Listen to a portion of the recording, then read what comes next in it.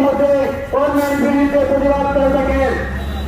সম্মানিত জনগণের পাশে আমরা একটা কথা বলতে চাই, আমাদের এই মাননীয় সংসদকে যদি কেউ হত্যা করতে চায়, এক সোনারগাছ মধুপুরের জনগণ কিন্তু ঘরে বসে থাকবে না।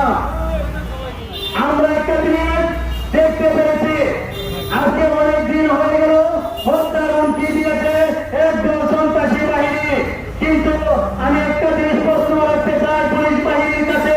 আমরা জানি পুলিশ বাহিনী হচ্ছে জনতার সেবক, আমরা সেই জনতার সেবক হিসেবে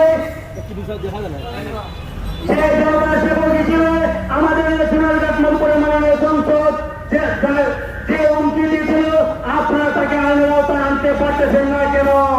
এটা সোনারগাছ মধুপুরের জনগণের প্রশ্ন। আমি এর মধ্যে আমাদের সামনে বক্তব্য নিয়ে আসবেন